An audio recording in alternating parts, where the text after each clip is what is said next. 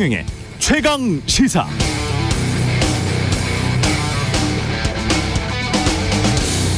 네, 대한민국의 주권은 국민에게 있습니다. 더구나 고 최수근 상병은 국방의 의무를 다하다 순직했습니다. 그럼 국가에 충성했죠. 윤석열 대통령은 사건 발생 초기 엄정하고 철저하게 수사해 이런 일이 재발하지 않도록 하라고 지시했습니다. 관련 사건을 수사한 해병대 전 수사단장 박정훈 대령은 엄정하고 철저하게 수사한 뒤 수사 결과를 경찰청에 이첩했습니다. 박정훈 대령은 군인으로서 맡은 바 역할을 다 했을 뿐이죠. 그 이첩 과정 또는 이전에 무슨 일이 일어났는지가 관건입니다. 국방부 차관이 문자를 보냈는가? 보냈다면 차관은 누구의 지시로 문자를 보냈는가? 국방부 법무관리관이 구체적 수사 지침 가이드라인을 제시한 것인가? 누구의 지시였는가? 누가 누구를 보호하기 위해 사건을 축소 은폐하려 한 것인가?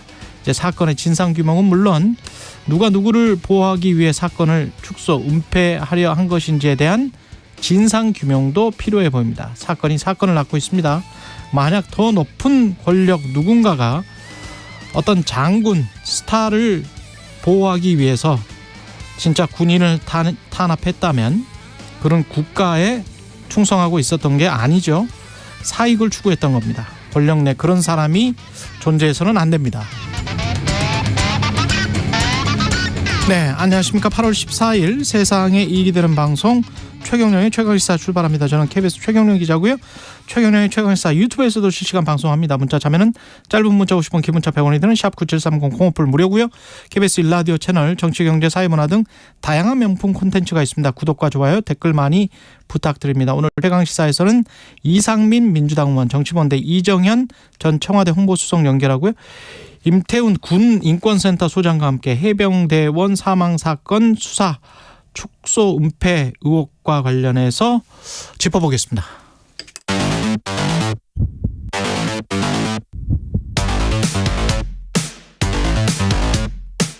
오늘 아침 가장 뜨거운 뉴스 언박싱.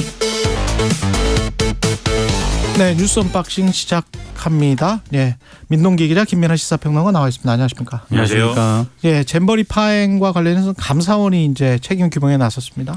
이번 주에 감사에 착수할 것으로 보입니다. 일단 잼버리 조직위, 전라북도 등 관계 기관을 비롯해서요, 여성가족부, 행정안전부 등 지원 부처에 대한 감사 준비에 착수를 하는데요. 원래는 국무조정실 공직복무관리관실이나 아니면 대통령실 공직기강 비서관실이 감찰 주체로 거론이 됐었는데, 개처지세로 선정된 2017년 8월부터 6년 동안의 준비 상황을 모두 들여다봐야 하기 때문에 일단 규모가 방대합니다. 그래서 감사 대상만 최소 수백 명이 될 것으로 예상이 되기 때문에 뭐 이런 것들을 종합적으로 고려해서 감사원이 직접 나서기로 한 것으로 보이는데요. 일단 대회 유치 단계부터 뭐 부지 선정, 인프라 구축, 조직위 운영 실태, 예산 집행 내역 등을 살펴볼 예정이고요. 화장실, 샤워실, 급수대 등 필수 시설에 충분한 예산이 투입됐는지 혹은 외유성 출장이 없었는지 등이 감사 대상에 오를 것으로 보입니다. 그리고 여가부라든가 행안부의 관리감독 부실도 체크를 할 것으로 보이는데, 정부 여당 쪽은 아무래도 전북도라든가 문재인 정부 책임론에 좀 힘을 쏟고 있습니다. 김기현 국민의힘 대표 같은 경우에는 페이스북에 애초에 배수 문제가 지적이 됐지만 매립도 되지 않은 새만금에 잼버리 유치하자고 주장한 것은 전북도와 민주당 정치인들이다, 이렇게 주장을 했고, 또 국회 여성가족위원회 국민의힘 간사인 정경희 의원도 국회에서 기자회견을 열었거든요. 새만금을 개최지로 선정한 첫 단추부터 잘못 끼운 게 모든 잼버리 사태의 근본 원인이다라고 주장을 했습니다. 근데 이제 어제 그 기자회견장에서 기자들이 1년 동안 잼버리 대회 준비 문제점을 인지하지 못했느냐, 이런 질문을 받았는데 이 질문에 대한 답은 현장에 가보지 않는 한 국회에 앉아서는 파악할 수 없다. 답을 약간 얼버무리는 그런 모양새를 보이기도 했습니다. 그러니까 사실 그 주장들의 일면 제가 볼 때는 타당한 지적입니다. 새만금의 그 매립이 안 된 간척지를, 그러니까 해창갯벌을 매립하려는 목적으로 이 부지를 거기로 선정한 거 아니냐. 그러니까 매립이 잘 안 되고 있으니까 매립 속도를 더 내고 그리고 그 매립하는 겸해서 SOC 사업이나 이런 걸 딸려는 의도로 전북도가 이 사업을 이렇게 유치하려고 한 거 아니냐. 그 지적에 제가 볼 때는 그게 이제 근본 문제라는 지적은 상당히 제가 볼 때는 일리가 있거든요. 거기서 잘못된 건데 이제 그 다음 과정에서 그 사실 다 예상된 문제 아닙니까? 이게 매립이 제대로 안 되는 상황에서 계속 매립을 해야 되고 매립을 하고 나서도 이 염도가 높으니까 나무를 심지 못하고 나무를 심을 때까지 기다리는 그 시간도 이제 이 일정이 이제 들어가 있지 않았던 것이고 배수가 될 리도 없는 것이고 이런 상황들 다 예상됐다라고 하면 사실 전 정권에서 문재인 정권에서 뭐 예를 들면 개체지와 관련된 이런 문제들을 이제 뭐 좀 수습을 한다든지 뭔가 이제 조치가 있었어야 될 것 같은데 그러지 않고 여기까지 왔다라는 문제가 분명히 있는 것이죠. 근데 또 그런 거에 더해서 이런 문제들이 또 계속 지적이 됐단 말이에요. 국회에서.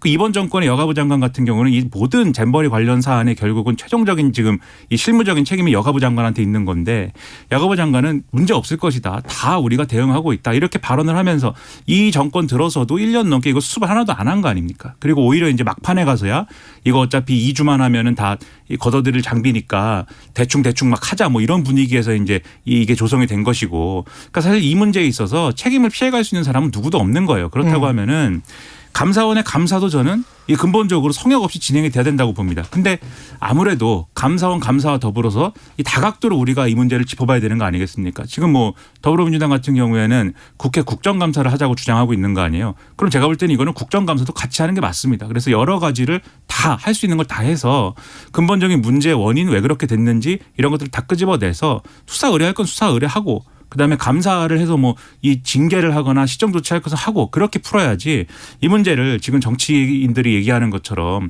자기들이 유리한 부분만 자기들이 공격하기 쉬운 포인트만 계속 얘기를 해서는 오히려 같은 문제는 또 벌어질 수 있다고 생각을 합니다. 예. 그리고 방통위는 오늘 남영진 KBS 이사장 정미정 EBS 이사 해임안 의결 예정돼 있고요. 예. 원래는 수요일에 8월 16일에 권태선 박문진 이사장의 해임과 같이 세 사람의 이사들을 한꺼번에 해임을 하지 않겠느냐 이런 전망이 나왔었거든요. 그랬었죠. 8월 16일. 그렇습니다. 예.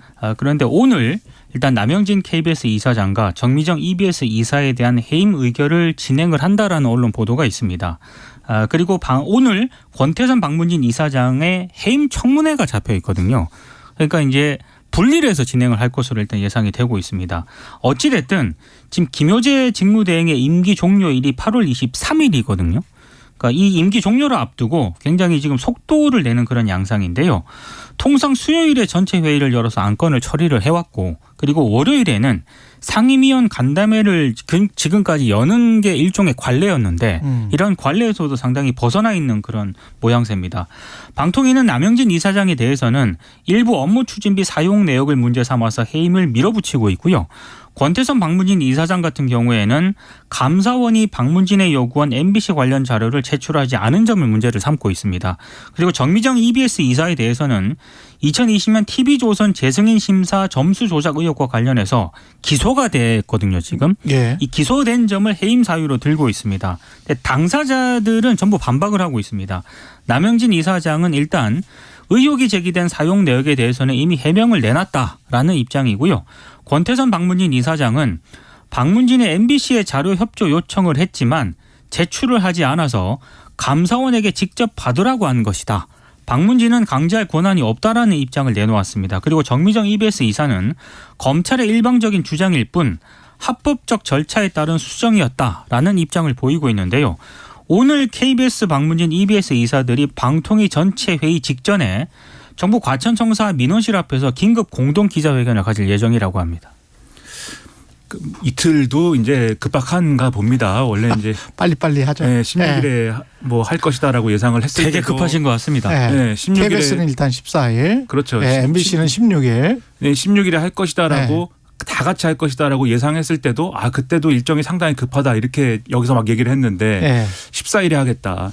그러니까는 이게 지금 말씀하셨듯이 전체 회의가 원래 수요일 날 있단 말이죠. 그 월요일은 간담회를 하는데 어차피 근데 모양새가 아마 이 야당 추천인 김현 방통위원 아마 퇴장하거나 뭐 참여하지 않을 것이고 어차피 두 명이 하는 그렇죠. 건가요? 두 명이 하는 그림이니까 뭐 그게 간담회든 전체 회의든 뭐 안건 처리를 그냥 하면 되지 않느냐 뭐 이런 생각 아닐까도 싶은데 저는 뭐 이사장이든 이사든 잘못을 했거나 뭐 그게 분명히 있으면은 그거를 물어서 뭐 해임도 할 수 있고 뭐 다 할 수 있죠. 그 하는 것은 뭐 당연히 할 수 있는 건데 지금 예를 들면은 그 지금 잘못이라고 하는 것의 핵심적인 내용이 이제 뭐냐라는 것에 결론이 있느냐 이건 좀 의문이거든요. 그러니까 이제 남영진 이사장 같은 경우에는 뭐 법인카드를 잘못 쓴 것 등등의 어떤 내용 아닙니까? 근데 그게 예를 들면 수사나 이런 걸 통해서 뭐 어떤 결론이 난 것인지 이런 것들 아직 잘 모르겠고 그다음에 지금 뭐 남영진 이사장 같은 경우에는 MBC의 경우에는 감사가 뭐 어떻게 끝나고 뭐 이게 자료가 뭐 나와가지고 이제 논란이 되는 건지 그런 것도 사실 감사 결과가 아직 안 나왔습니다. 그렇죠. 잘 모르겠고 그게 MBC의 경우에는 이 박문진의 경우에는 그렇다고 하면은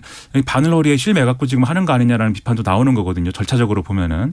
근데 이렇게 급하게 해야 되는 이유는 크게 이제 두 개로 이 여의도 호사가들이 이제 해석을 하는 것 같아요. 첫째는 늘 호사가는 아니고요. 예. 그렇죠. 뭐 여의도에 말하기 좋아하는 사람들이 저 같은 사람들이죠. 이제 그 이제 두 가지다. 첫 번째는 이제 총선 전에 아무튼 다 마무리를 해가지고 예. 이거를 이제 확실하게 이제 끝내놓자라는 거 하나. 두 번째는 이동관 방통위원장이 이 되고 나서 이제 이러한 일을 하면은 아무래도 손에 피가 묻게 되니까 이 비유하자면 그러면 이게 또 나중에 흠이 되기 때문에 절차적으로 예를 들면 민주당이 뭐 일각이 주장하는 대로 탄핵이라든가 이런 뭐 빌미를 잡힐 수 있는 것에 대해서 미리 이렇게 그렇지 않는 상황으로 가는 거다. 이 주장을 하고 있고 세간이 뭐 말이 많습니다. 이렇게 하고 나서 지금 이제 김효재 지금 직무대행의 경우에는 또 다른 좋은 자리로 간다 뭐 이런 얘기도 있고 해서 뒤숭숭한데 뭐 다 그런 소문을 말씀드린 것이고 그런 것이 뭐 확정적인 건 아니지 않겠습니까? 그래서 어쨌든 이런 해석까지 나올 정도로 상당히 절차에 대해서는 의문이 많은 상황이다라는 말씀을 드리겠습니다. 소문대로 될 수도 있어요.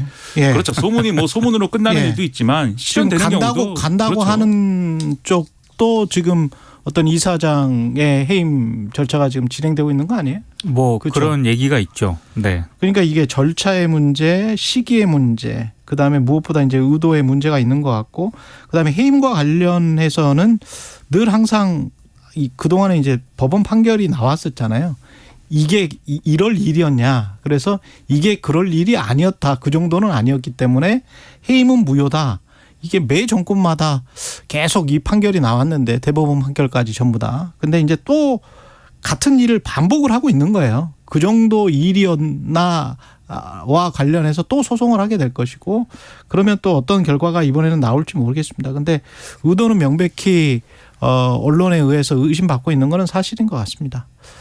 뉴욕타임즈가 오늘자에 캔사스에 있는 아주 작은 정말 어디 그 편의점만 하더라고요. 사진을 보니까 그런 작은 신문사에 검찰이 압수수색을 친 것 같아요. 어떤 일이 있어가지고 그거를 언론자유 탄압이다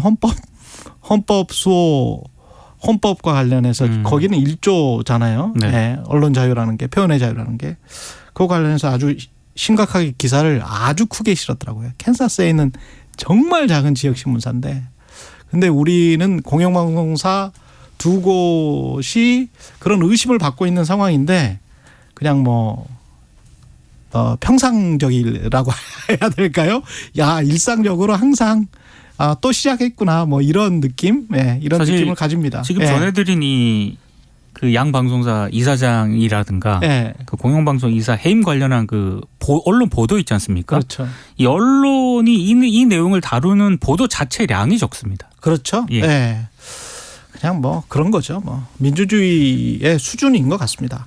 해병대 전 수사단장 변호인이 해병대 1사단장이 수사 단계에서 허위 진술을 했다?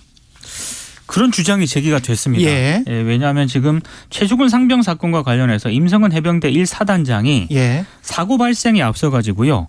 병사들이 안전장비를 착용하지 않은 채 수중수색을 한 것을 보고를 받고도 예. 안전조처를 지시하지 않았다는 그런 의혹이 지금 제기가 된 거 그렇죠. 아니겠습니까? 예. 그런데 이 해병대 수사단이 수사를 했는데 수중수색을 임 사단장이 보고를 받았는데 수사단 조사에서 사전에 보고받은 사실이 없다고 진술을 했다는 겁니다. 나는 사전에 보고받은 사실이 없다. 그렇습니다. 다 안전장비 장착한 줄 알았다. 근데 이게 예. 문제가 있는 게 그 박정훈 해병대 전 수사단장이 그 법률 대리인이 있지 않습니까? 변호사가 임 사단장하고 해병대 1사단 공보 정훈 실장의 카카오톡 대화를 어제 언론에 공개를 한 것 같아요. 근데 여기 보면은 그 이른바 최상병 사건이 발생하기 3시간 전쯤에 당시 이제 공보 정훈 실장이 임 사단장에게 카카오톡 메신저로 해병대 장병들이 안전장비 없이 물속에서 수색 작업을 하는 홍보 사진과 보도 기사 등을 보고를 합니다. 그 보고를 받고 임 사단장이 1시간 뒤에 훌륭하게 공보 활동이 이루어졌구나라고 답을 하는 그런 내용이 있거든요. 그런데 문제는 이 해병대 수사단이 수사를 했을 때 해병대에서 언론에 제보된 것을 보고 수사관이 임 사단장에게 이 사진 언제 봤느냐라고 물었거든요. 근데 당시 임 사단장이 뭐라고 답을 했느냐. 장례식장에서 처음 봤다. 이렇게 답을 했다는 겁니다. 그러니까 이게 봤을 때는 이 카카오톡 대화 내용에 따르면은 예. 해병대 수사단이 이거는 허위 진술이라고 판단을 한 거고요. 그럴 수밖에 없겠습니다. 그렇습니다. 예. 그래서 더더군다나 당시 임 사단장은 자신이 이런 모습, 그러니까 위험한 수중수색을 미리 알았다면 조치했을 것이다라고 답을 했는데 전반적으로 이런 진술을 봤을 때 해병대 수사단 입장에서는 허위 진술을 했다라고 판단할 수밖에 없었다는 그런 내용입니다. 감추려고 한 거네요. 예. 그렇죠. 그러니까 이게 그 당시에 뭐 감추려고 했던 것도 문제고 이제 제대로 사전에 조치를 안 한 것도 문제인데 본질적으로 이 문제를 해병대가 어떻게 생각했는지가 여기 드러나는 거예요. 카톡 대화에서. 예. 그러니까 해병대 병사들이 그런 안전장구 없이 그렇게 이제 이 강에 들어가서 이제 수색을 하는 사진을 보고 대뜸 나오는 얘기가 공보 활동이 잘 되고 있다 이렇게 얘기를 하잖아요. 그러니까 보여주기 위해서 지금 했다는 거잖아요. 그렇죠. 그리고 네. 이전에 이제 언론에 잘 보도되겠다 뭐 그러니까 이런 그러니까 식이죠. 이게. 안전장비 없이 투입되고 있었는데 그 사진을 보고 공보 활동을 잘했다라고 답을 한 거는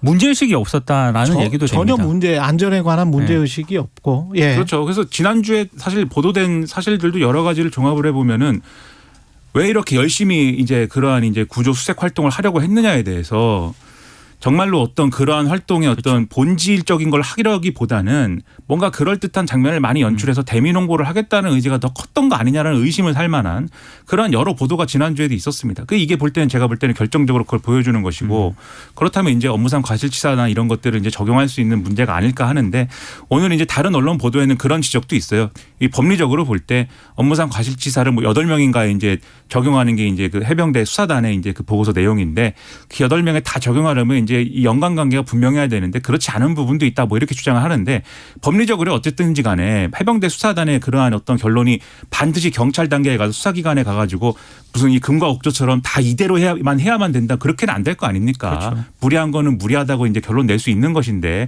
굳이 이것을 중간에 다 이 결재까지 해서 실질적으로는 경찰에 이첩하라고 해놓고 국방부 장관이 다음 날 뒤집으면서 그 중간에 이걸 다 그냥 보내지 못하게 문자를 보내고 몇 차례씩 보내고 전화를 하고 이런 것들이 왜 일어났는가에 대해서는 계속 의문이 제기될 수밖에 없다는 겁니다. 그리고 박정훈 전 대령 전 대령은 아니죠. 박정훈 대령 전 수사단장 수사심의위 소집을 요청을 했고요. 이거 한꺼번에 전해드리죠. 그러니까 군검찰수사심의위원회는요. 예. 원래 그 군 수사 과정의 공정성이라든가 객관성을 확보하기 위해서 이해람 공군 중사 사망 사건 때 처음 설치가 됐습니다. 그렇죠. 예, 그런데 이제 국방부 장관이 위촉한 민간인으로 구성이 되는데 예. 아무래도 이제 이 박정훈 대령 입장에서는 국방부가 집단 항명 수괴 혐의를 적용을 했잖아요. 그렇죠. 그러니까 여기에 대해서는 외부 민간 전문가들의 판단을 받아보겠다. 판단을 받아보겠다. 이런 차원인 것으로 보입니다. 요청할 예정입니다. 네. 예. 오늘 보니까 그런 칼럼들이 많이 나왔습니다. 이 박정훈 대령의 모습이 과거 윤석열 검찰총장 뭐 이런 모습과 윤석열 검사의 모습과 비슷한 거 아니냐. 이 정권에서 이제 그러한 일이 또 그러한 부조리가 발생하면 되겠느냐 이런 지적하는 칼럼이 오늘 보니까 신문에 똑같은 주제에 똑같은 그렇죠. 이 논리인데 두세 개가 있어요. 그렇게 사람들은 보고 있는 측면이 분명히 있다. 이 점을 명심했으면 좋겠습니다. 그럼 KBS에 인터뷰했다고 징계까지 한다는 거예요? 박정훈 그러니까 대령을? 사사건건하고요. 예. 9시 뉴스 등에 이제 9시 뉴스에 출연해서 나왔죠? 인터뷰를 하지 예. 않았습니까? 근데 이게 이제 사전 승인 안 받고 언론 인터뷰를 했다. 예. 이게 이제 규정 위반이다라고 얘기를 하고 있는데 일각에서는 군검찰수사심의위원회를 한번 이렇게 요청을 했잖아요. 예. 여기에 따른 어떤 그런 보복성 조치 아니냐라는 해석도 나오고 있습니다. 그럼 나라를 누가 지킵니까? 이렇게 하면. 네. 뉴스 언박싱 민동기 기자 김민하 평론가였습니다. 고맙습니다. 고맙습니다. KBS 1라디오 최경영의 최강시사 듣고 계신 지금 시각 7시 39분입니다. 날씨 정보입니다. 오늘도 덥겠습니다. 대부분 지역에 폭염특보 내려져 있고요. 앞으로 이 특보는 확대 강화될 가능성이 높습니다. 오늘도 최고 체감온도 33도 이상 되는 곳이 많겠고 당분간 도심과 해안 제주 위주로 열대야 지속될 것으로 보이니까 건강관리에 유의하셔야겠습니다. 오늘 낮 기온 서울, 대전, 전주 33도 등 전국적으로 27에서 34도 분포가 되겠습니다. 대기 불안정으로 오늘 오후부터 소나기 오는 곳이겠는데요. 천둥, 번개, 돌풍 주의해 주시고 소나기 양은 5에서 30mm가량 되겠습니다. 한편 동풍 영향으로 영동 지방은 오늘 밤부터 내일 낮 사이 5에서 20mm의 비가 내리겠고요. 강원 산지의 안개도 이 동풍과 무관하지 않습니다. 안개가 짙으니까 교통안전에 유의하셔야겠습니다. 지금 서울의 기온은 26.6도, 습도는 82%입니다. 날씨였고요. 다음은 이 시각 교통 상황 알아보겠습니다. KBS 교통정보센터의 이현 씨입니다. 네, 내일까지 쉬는 분들이 많으시죠. 월요일이지만 출근 정체 심하지 않습니다. 다만 돌발 상황 때문에 어려워진 곳들이 있는데요. 먼저 중부 내륙고속도로 양평 쪽입니다. 선산 부근에서 작업을 하고 있고요. 1km가량 여파를 받고 있습니다. 경부고속도로 서울 쪽으로 동탄 분기점 부근의 정체는 사고가 있어서입니다. 수도권 제1순환고속도로 판교에서 구리 쪽인데요. 강일 부근에서 화물차 사고를 처리하고 있습니다. 3, 4차로가 막히면서 하남 분기점부터 많이 밀리고 있습니다. 서울은 내부순환도로 연희램프와 홍지문 터널 사이 양방향이 모두 어려운데요. 여기는 고장난차 영향을 받고 있습니다. KBS 교통정보센터였습니다. 오늘 하루 이슈의 중심. 당신의 아침을 책임지는 직격 인터뷰. 여러분은 지금 KBS 1라디오 최경영의 최강시사와 함께하고 계십니다. 네, 여야 지도부가 모두 휴가 마무리하고 오는 16일부터 임시국회가 시작됩니다. 향후 전국 어떻게 흘러갈지 더불어민주당 이상민 의원 전화 연결되어 있습니다. 안녕하세요. 네, 안녕하세요. 예, 잼버리는 끝났고 근데 이제 국민의힘은 자꾸 문재인 정부 책임이다 이렇게 이야기를 하고 있는데 동의하십니까? 여보세요? 문재인 정부도 책임이 있죠. 예. 그리고 윤석열 정부도 과오가 있고요. 예. 또 전북도도 과오가 있고.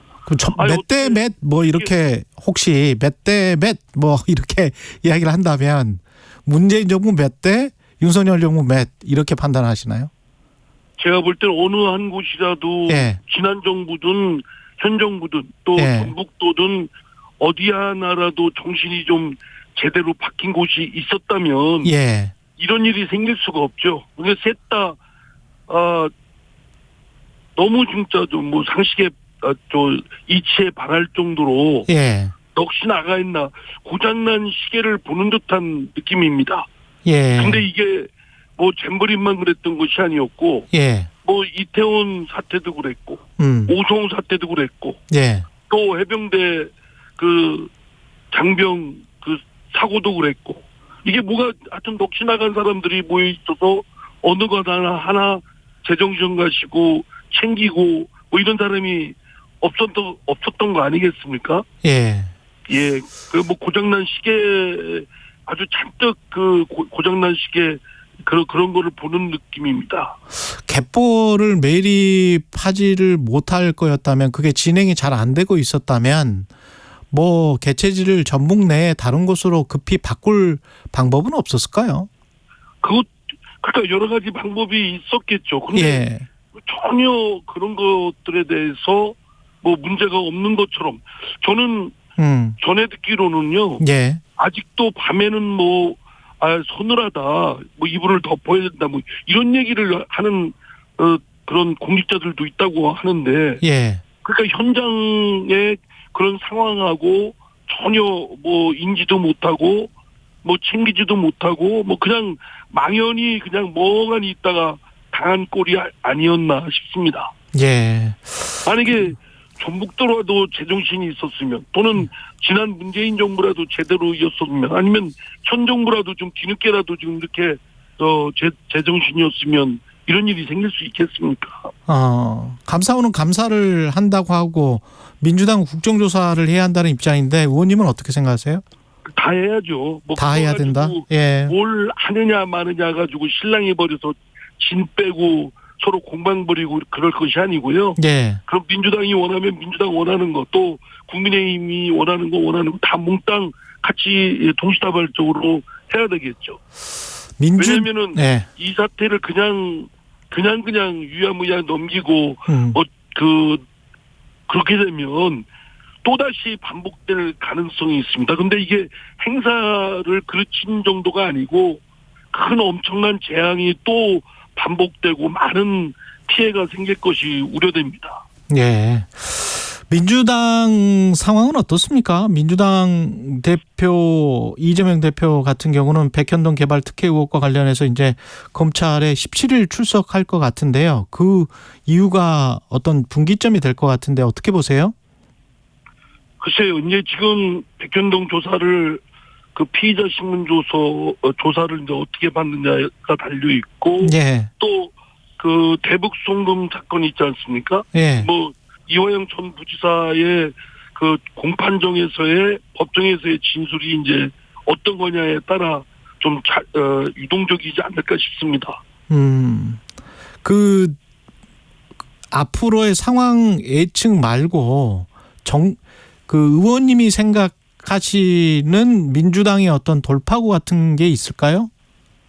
저는 뭐 이미 뭐 대장동 건에서도 그랬고 이재명 대표의 이 사법적 리스크는 더불어민주당하고는 관계가 없고 이재명 대표의 성남시장 또는 경기도지사 일대의 그와 관련된 건입니다. 예. 그렇기 때문에 이재명 지사가 그 건은 스스로 그 대응해서 그 무고함을 밝히도록 해야 될 것이고 당이 여기에 연동돼서 끌려 들어가서는 안 된다. 자칫하다 보면 당이 방체동방 뭐 이런 것들이 오물을 뒤집었을 가능성이 있다. 근데 이미 뭐 이제 이재명 대표 원하든 원치 않든 이재명 대표를 위한 방패 정당으로서의 부정적 이미지가 많이 씌워져 있거든요. 지금이라도 이제 그것을 벗어나려면 뭐 그거를 차단시키는 것이 필요한 것이고, 예. 차단시키는 방법 중에 이재명 대표의 대표직 사퇴를 이제 제가 주장을 했던 것인데, 예. 뭐 이재명 대표는 뭐 전혀 뭐 그 얘기를 들으려고 안 하니까 굉장히 난감합니다. 그 영장 청구를 언제 하든 간에 만약 이제 국회 그 정기 국회 중에 하게 되면 9월 중에 하게 되면 그 가결 투표 당론을 어쩔 수 없이 이제 해야 됩니까? 검찰이 여러 가지 그 수사나 뭐 이런 등등이 정략적인 그런 냄새가 상당히 의심되는 부분이 있습니다. 예. 그럼에도 불구하고 어쨌든 그런 빌미를 제공한 건 또 이재명 대표 쪽에도 있는 것이기 때문에 예. 이미 이재명 대표도 스스로 대선 과정에서도 약속을 했고 또 얼마 전에 교수단체 대표연설에서도 그 불체포 특권을 포기하기로 공언했지 않습니까? 또 저희 더불어민주당에서도 의원총회에서 불체포 특권을 포기하는 것으로 의견을 모았고요. 예. 그렇기 때문에 그 대국민 약속은 당연히 지켜져야 된다고 생각합니다. 어떻게 지켜져야 될까요? 체포동의안을 가결 처리를 해야 되겠죠. 가결 처리를 해야 된다. 근데 가결 처리를 해달라고 이원우 의원은 모든 의원이 가결표를 던져달라라는 식으로 이재명 대표가 명확하게 말을 좀 해줬으면 좋겠다. 그런 거 아니에요? 아니 뭐 그걸 하건 안 하건 예. 약속은 지켜야 되겠지만 예. 국민들께서는 여전히 그 약속 지킬까?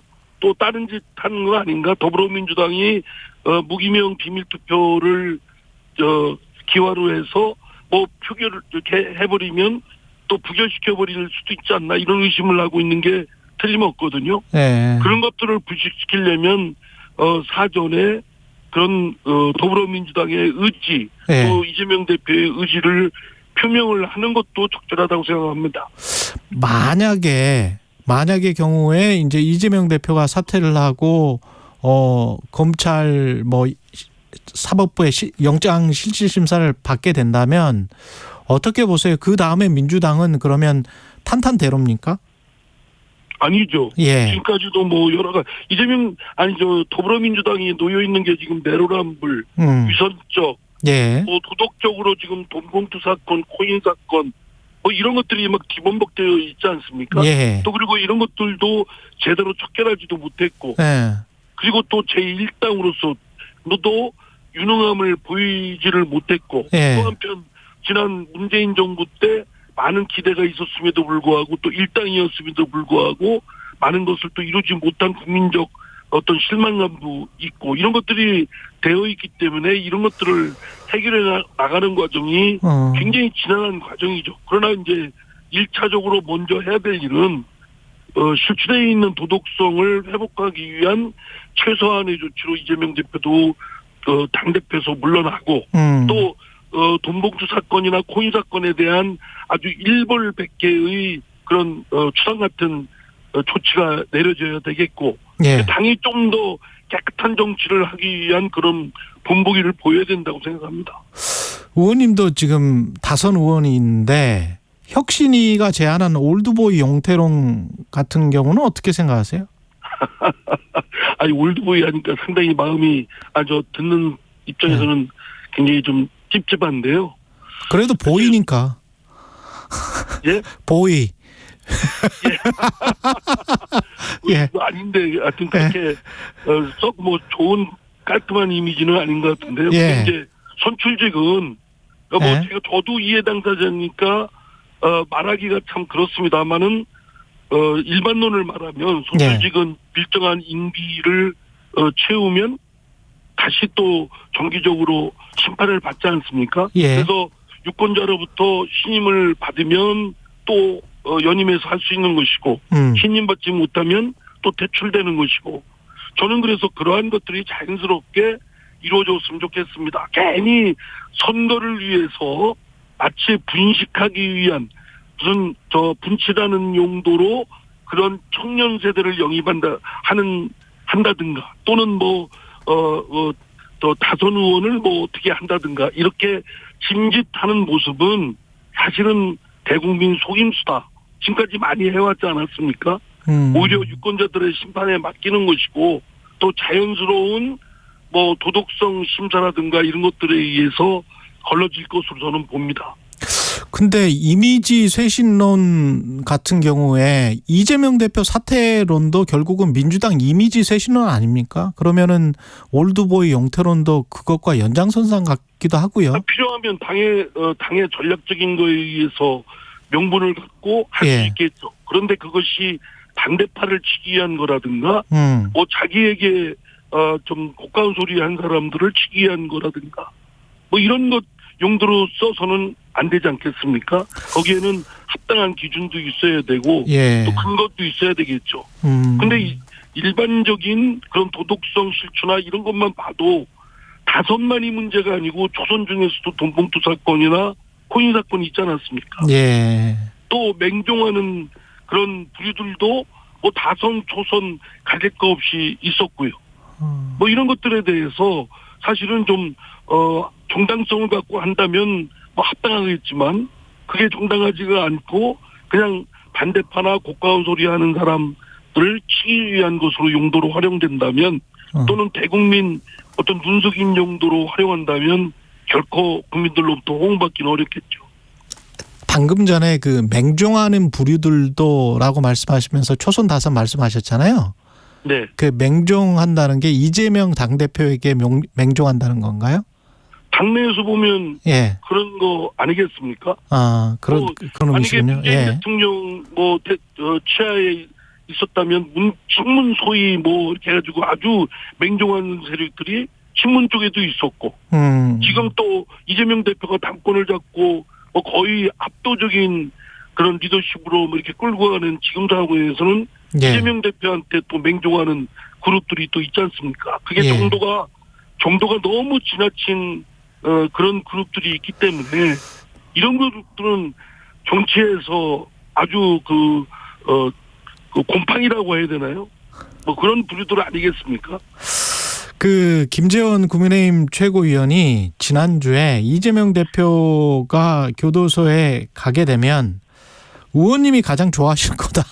아이고, 그럴 리 있겠습니까? 당연히 당대표 인분이 교도소를 간다. 그런 걸 상당하기도 싫습니다만 그걸 좋아한다고 하는 건 김재원 최고가 좀 금도를 좀 벗어난 것 같습니다. 그렇군요. 아무리 상대당 얘기를 하더라도 예, 지나쳤다. 안 좋은 불행한 일에 대해서 예, 마치 그렇게 조롱하듯이 하는 건 예. 좋은 정치인의 덕목은 아니라고 생각합니다. 그 이재명 대표가 뭔가 그 전에 어떤 뭐 검찰의 구속영장 청구를 할지 지금 예정된 어떤 수순 전에 정치적 승부수를 던질 가능성 마지막으로 어떻게 생각하십니까?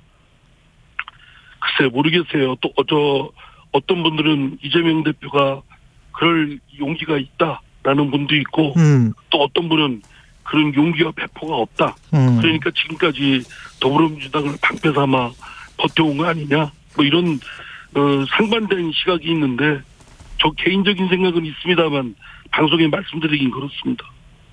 궁금한데요. 그러니까 더 괜히 또 경고받을 수 있습니다. 예, 여기까지 듣겠습니다. 민주당 이상민 의원이었습니다. 고맙습니다. 네, 감사합니다.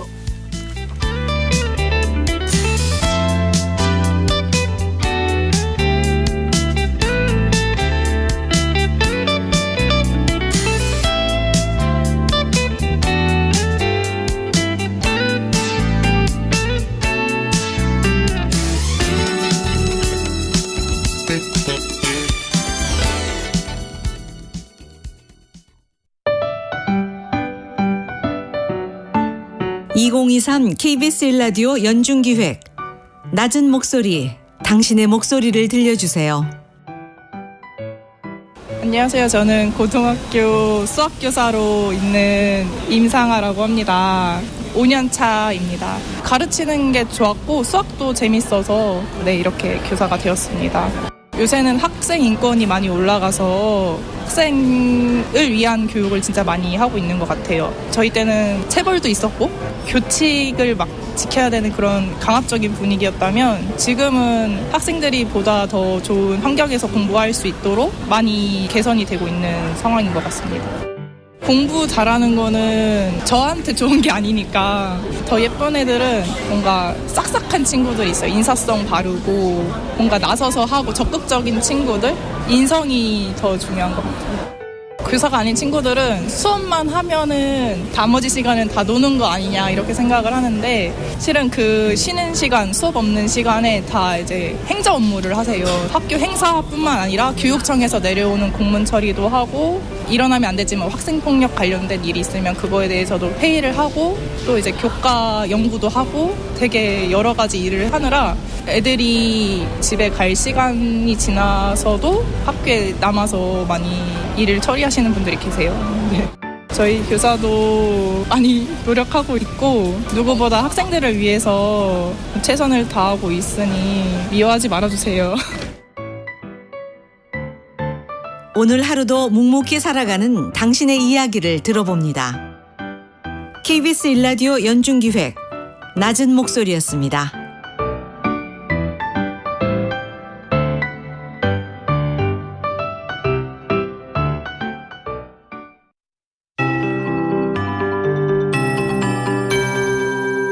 KBS 58분 날씨. 밤사이 서해안과 남해안, 제주 중심으로 열대야 나타난 곳이 있는데요. 당분간 해안과 도심, 제주 위주로 열대야 지속될 걸로 보입니다. 그리고 지난 주말 동안에 그랬듯이 오늘도 무덥겠습니다. 앞으로도 폭염특보가 강화될 가능성이 높습니다. 오늘 낮 기온 30도 이상으로 오르겠고요. 습도까지 높아서 최고 체감온도 33도 이상 되겠습니다. 온열 질환이 발생하지 않도록 건강관리에 유의하셔야겠습니다. 오늘 서울과 대전, 전주 33도, 강릉의 낮 기온 28도 등 전국적으로 27도에서 34도 분포를 예상하고 있습니다. 현재 백령도와 울릉도에는 약한 비가, 광주에는 약간 소나기가 지나고 있습니다. 오늘 가끔 구름 많이 끼면서 대기 불안정으로 오후부터 저녁 사이 소나기 오는 곳이 많겠습니다. 5에서 30mm 정도 전국 곳곳으로 예상되고요. 천둥, 번개, 돌풍이 동반될 것으로 보이니까 주의하셔야겠습니다. 동풍 영향으로 영동 지방은 오늘 밤과 내일 낮 사이 5에서 20mm의 비가 내리겠습니다. 내륙 곳곳으로 안개 낀 곳 있는데 강원 산지에는 동풍 영향으로 당분간 안개가 짙으니까 이 점 주의해 주시고요. 동해안에는 너울이 유입되면서 높은 물결이 방파제 넘는 곳이 있겠습니다. 만조 시간대는 더 위험하고 내일부터는 동해 앞바다의 물결이 매우 높기 때문에 너울이 더 강해질 걸로 보입니다. 지금 서울의 기온은 26도입니다. KBS 58분 날씨 강혜종입니다.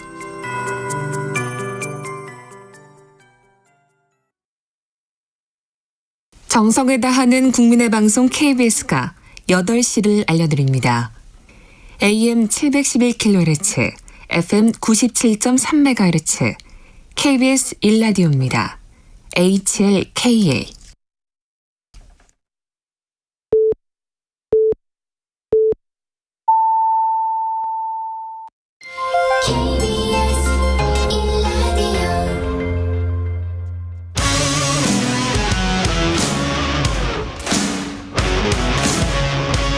오늘 하루 이슈의 중심 최경영의 최강 시사.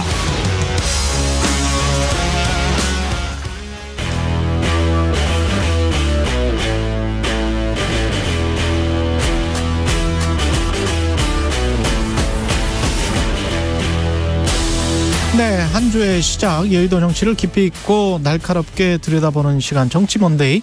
오늘은 이정현 전 청와대 홍보수석 전화 연결돼 있습니다. 안녕하세요.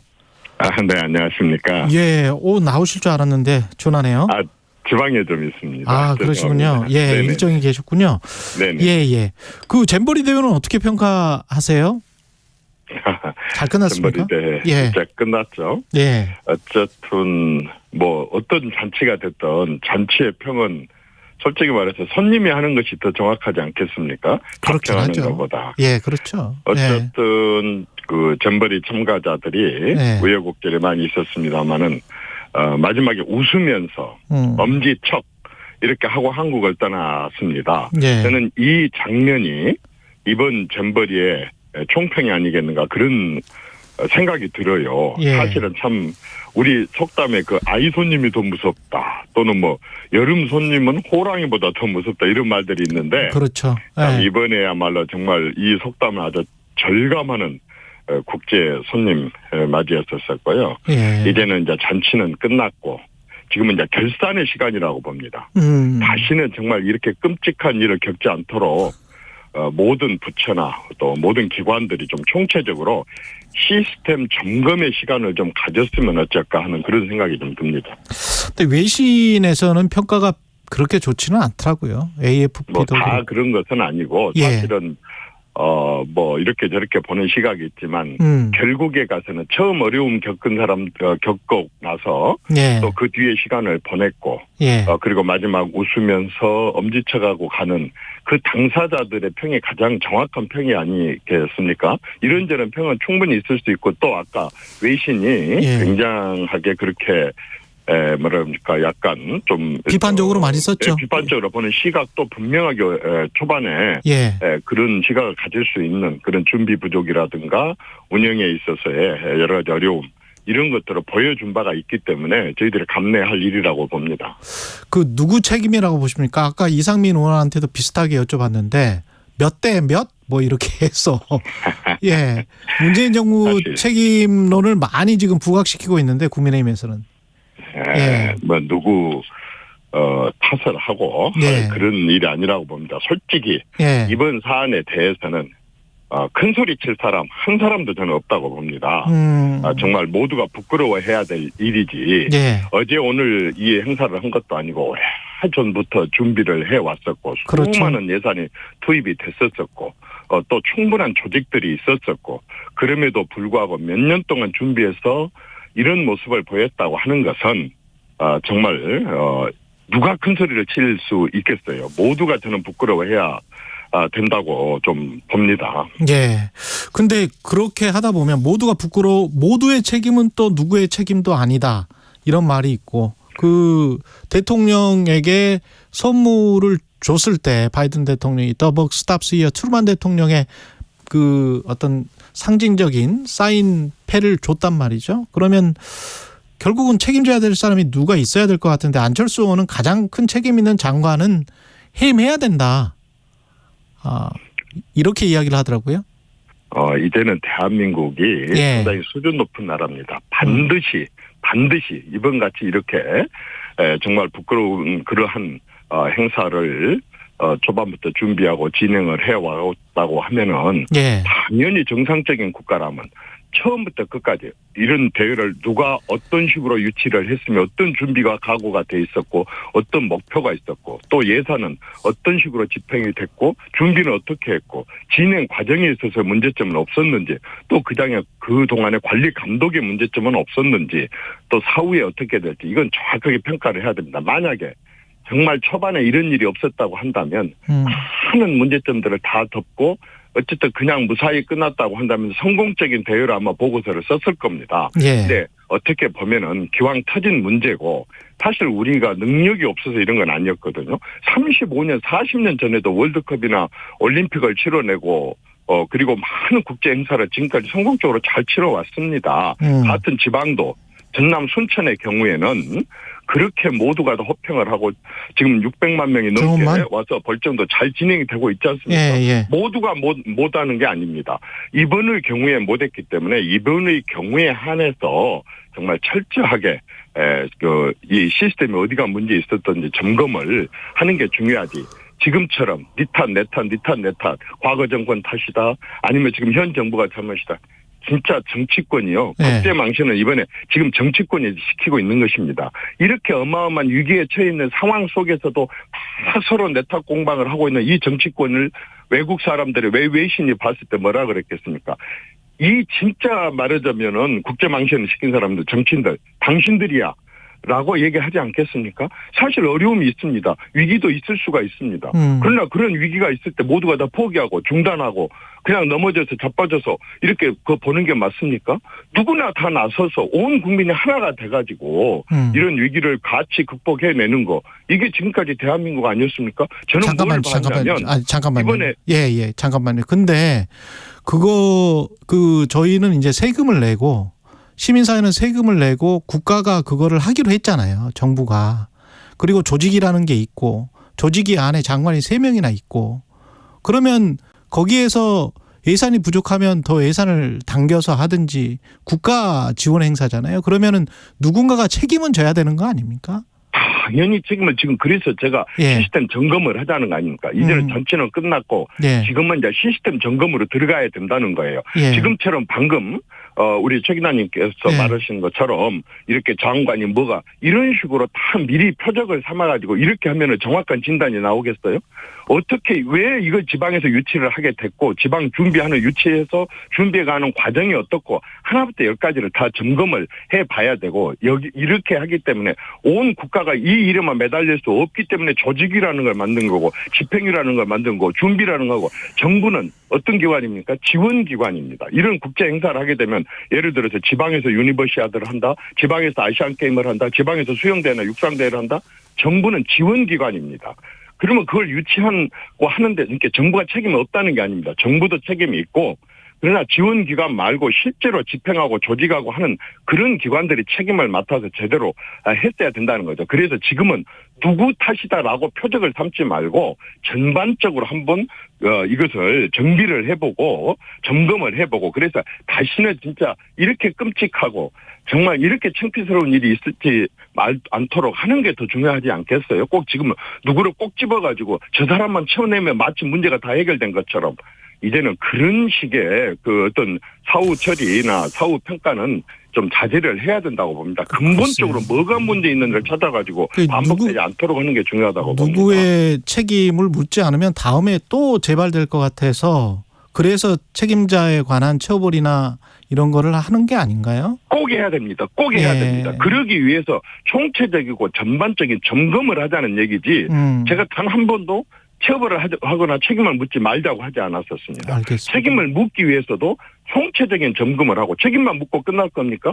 그다음에 또다시 그런 사고나 또 그러한 실수나 그러한 준비 부족이 일어나지 않도록 하는 것이 그게 훨씬 중요한 거다. 지금 저는 그런 말씀을 드리는 겁니다. 하지 말자는 게 아니고. 수습 과정에서 그 정부가 동원하는 것처럼 아까 88 올림픽도 말씀하셨습니다마는 우리가 사실 그때는 기억하시겠지만 뭐 길거리에 있는 뭐 노점이나 이런 것들도 다 일시에 그냥 다 치워버리고 중국처럼 할 수 있었던 그런 상황이었고 그런 권위주의 정부였고 지금은 민주주의 정부에서 정부가 보인 태도는 상당히 좀 과거처럼 또는 뭐 어떤 권위주의 정부나 독재 정부처럼 좀 동원을 하는 듯한 그런 인상을 받았거든요.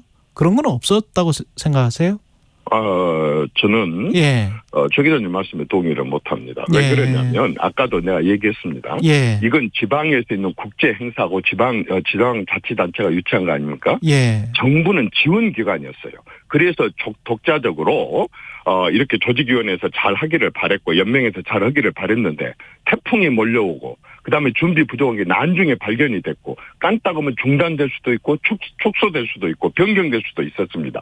이 중단, 축소, 변경은 누가 하게 되냐면 정부가 하는 게 아니고 국제연맹이 합니다. 따라서 정부가 강요를 했다는 것도 맞지가 않고 또 이제 지금 말씀한 것 중에 아마 가수 얘기도 하는 것 같은데 가수들도 당초에 장소만 말하자면 새만금에서 서울로 옮겼을 뿐이지 원래 출연하기로 했었던 가수들이었고 그중에 한 팀은 사실 그 주간 방송사 KBS죠. 주간 방송사에 다른 프로그램에 출연하기로 되어 있었다가 이쪽으로 이렇게 출연을 했다고 합니다. 이게 정부가 강요를 해서 된 거고 또 이런 위기 상황 속에서 이 손님들을 잘 맞이해야 되는데 이게 하지 말아야 될 일을 한 겁니까? 사실은 참 이번에 왜곡된 부분들이 많아요. 내가 오늘 아침인가 어디 유튜브를 보니까 국무총리가 하버드 그 잠바를 이 티셔츠를 입고 있는 친구한테다가 나도 하버드 나왔어 이렇게 했다 그래가지고 국무총리가 자기 학벌 자랑했다고 이렇게 공격을 하던데 이제 이 국무총리가 한 4일 동안 정말 구석구석을 찾아다니고 영내 영외를 찾아다니면서 이제 불편한 점을 묻고 다녀요. 근데 하버드 그 옷을 입고 있는 애를 만난 거예요. 자기가 국무총리라고 얘기를 하면은 걔가 당황할까 싶고 그냥 노인이에요. 점검하고 댕긴 노인. 그래서 나도 하버드 나왔어. 하고 그 반가운 표시를 했는데 그걸 갖다가 무슨 하버드 자기 총리가 학벌 자랑했다고 그걸 마이크로 대고 했다든지 생중계가 되는 데서 했다면 또 모르겠어요. 그 몇 명 없는 데서 그런 친근하고 머리 쓰다듬어 주듯이 하이파이브하고 이런 것까지도 전부 왜곡을 해갖고 이렇게 얘기를 해요. 그리고 뭐 대통령실 때문에 그랬다. 정부 욕심 때문에 그랬다. 그러면 만약에 그렇게 주장한 사람들이 정권을 잡고 있을 때나 이럴 때는 그냥 망하든 말든 국제 망신을 당하든 말든 그냥 그렇게 내깔려 두고 조직위원회에다가 그냥 해가지고 실패로 끝나게 하는 게 그게 국격을 높이는 거고 그렇게 올바른 대처고 위기 관리 능력일까요? 저는 항상 이런 일이 있을 때마다 정말 국민이 정부가 종교단체가 심지어는 대학교와 일반 자원봉사자들이 다 나서서 마치 옛날에 새마을 운동하듯이 영차 서로에게 힘을 불러일으켜 주면서 용기를 불러일으켜 주면서 해가지고 위기를 다 극복하고 마지막에 땀 닦으면서 웃을 때게 그게 지금까지 대한민국의 DNA 아닌가요? 그냥 이렇게 망쳐가지고 있어도 내버려 두는 게 또 그걸 바라는 사람들이 마치 있는 것처럼 이렇게 얘기가 나온 것이 저는 좀 아쉽습니다. 위기는 얼마든지 닥칠 수 있지만 그런 위기를 어떻게 극복하느냐인데 국민이 하나가 돼서 극복을 했잖아요. 의원님, 그런데 국민의힘에서 뭐 전북도가 문제다, 전 정권이 문제다 이런 식으로 어떤 지역과 정권 지지자들 중심으로 해서 지금 의원님 말씀대로 하면 그런 갈라치기가 여권 내에서 일어나서는 안 되는 거 아니었습니까? 정말로 화납니다. 저는 그 얘기를 듣고 솔직히 그게 만약에 그런 논평이 당론이라고 그런다면 저는 오늘 탈당하겠습니다. 정말 그런 어디 정말 집권 여당에 하는 사람들이 이런 걸 평할 때 당연히 모든 부분에 모두가 다 책임이 있다고 한다면 집권 여당 책임은 더 큽니다. 그런데도 불구하고 이걸 갖다 무슨 지방자치에 문제가 있는 것처럼 마치 호남에 또는 뭐 전남에 전북에 도민들한테 문제가 있는 것처럼 어떻게 이렇게 얘기를 할 수 있습니까? 저는 아주 너무 화가 났고 정말 만약에 그게 당론이라고 그런다면 저는 오늘이라도 저는 그런 당에 머물러 있고 싶지가 않습니다. 정말 정신 나간 소리입니다. 그런 식으로 얘기를 하면 안 됩니다. 얼마든지 실수라는 게 있을 수 있고 모두가 다 착오라는 게 있을 수 있고 또 그걸 극복해 가고 그런 걸 통해서 새로 발전해 나가는 것이지 거기다 대고 어떻게 집권 여당의 누구 입에서 나온 소리는 모르지만 어떻게 이런 얘기를 할 수 있습니까? 저는 화납니다. 정말로. 근데 아까는 조직이 유치한 지역이 문제라고 말씀하시지 않으셨어요? 내가 언제 조직이 문제를 전혀 그렇지 않습니다. 예. 지역이 조직이 유치를 했다고 한다면 당연히 유치한 조직들이 최선을 다해야 되죠. 예. 그리고 아까 정부는 지원을 해야 된다니까요. 일단 주축이 되는 데는 새만금 지원 특별법이랄지 이번에는 그게 이제 지원을 하는 가장 위의 조직위원장은 또 국무총리고 그러면 거기다 조직위원장에 3명이나 지금 정부 장관이 있는 거잖아요. 그러면 이게 지금 지방 행사예요? 세 기자님. 예. 자꾸 그렇게 총리나 장관한테 그걸 묻고 싶습니까? 한번 따져봅시다. 그래서 문제가 생기면 법에 나온 대로 말씀드리는 거예요. 문제를 삼읍시다. 예. 그런데 아직 지금 이제 잔치는 이제 막 끝났고 이제 전체 시스템 점검을 하자고 하지 않았습니까? 예. 근데 왜 그렇게 미리 과표를 정하고 좌표를 정하고 거기다 대고 먼저 포부터 쏘고 그다음에 뭐가 문제지부터 찾으려고 합니까? 제가 조사를 하자고 그랬지 책임이 없다고 그런 겁니까? 그리고 저는 한 번도 이게 전라북도에다 모든 책임이 있는 것 제가 그렇게 얘기한 적이 없습니다. 예. 아까 그래서 내가 여기에서 정말 부끄럽게 생각하지 않을 사람 하나도 없다고 큰소리 칠 사람 없다고 얘기했지 않습니까? 예. 이건 정말 사실입니다. 그러니까 사실 언론이라 그래서 문제는 없습니다. 제가 말씀드리는 거는 큰 소리 칠 사람 아무도 없다라고 하면서 국민 일반에게 돌리는 것 같아서 그래요. 그래서 그런 국민 일반에게 돌리시는 건 아니죠. 정말 절대로요. 예. 전북도만의 책임도 아니고. 예. 또 누구만의 책임도 아닙니다. 아니 국민 일반에게 돌리는 게 아니고 지금 현직에 있는 지방이든 중앙정부든 정치인이든 집권여당이든 그 사람들 누군가가 조사를 해서 뭔가 책임이 있다면 그 사람들을 문책하자 그런 말씀이시죠? 당연히 그래야 되지 않겠습니까? 문책해야지 왜 넘어갑니까? 어쨌든 따져가지고요. 지위 고하를 막론하고 이번에 자기 할 일들을 안 해가지고 이렇게 초발에 국민들의 가슴을 정말 두근거리게 만들고 두렵게 만들고 정말 국격이 정말 어떻게 되는 거 아니냐 걱정하게 만들었던 사람들은 누구를 막론하고 당연히 책임을 물어야죠. 그래야만이 또 다른 실수가 일어나지 않죠. 알겠습니다. 예. 그리고 그 여야가 지금 정치 이야기 잠깐만 하고 한 3, 4분밖에 안 남았네요. 그 여야가 서로 지금 수도권이 위기라고 하는데 그게 어느 쪽 말이 맞나요? 국민의힘은 뭐 수도권에서 뭐 거의 전멸할 것 같다 그러고 민주당도 아주 뭐 지금 뭐 여론조사 지지율도 안 나오고 힘들다고 하고 어느 쪽이 맞는 거예요? 재발이 저린 거죠. 예. 도둑이 재발이 저린 거 아니겠습니까? 여당도 야당도 자기들이 했던 행태 정말 뭐든지 상대방에 대한 비판과 비난만 하고 단 하나도 국민들한테 비전 제시를 안 하고 정말 침묵하고 있는 중도의 다수들의 심정은 털끝만큼도 생각지 않고 자기들이 해왔기 때문에 스스로가 두려운 거죠. 왜? 수도권 국민들은요. 지방도 마찬가지긴 하지만요. 진짜 수준이요. 여야 정치인들보다 훨씬 높습니다. 정치인들이요. 수도권 국민의 수준을 못 미치고 있어요. 그러니까 본인들이 그 수준을 알고 접하다 보니까 두렵고 무서운 거예요. 지금 수도권에 굉장히 다수의 많은 사람들은 침묵하고 있어요. 무슨 여당처럼 야당처럼 좌파처럼 우파처럼 또 이런 식으로 해가지고요.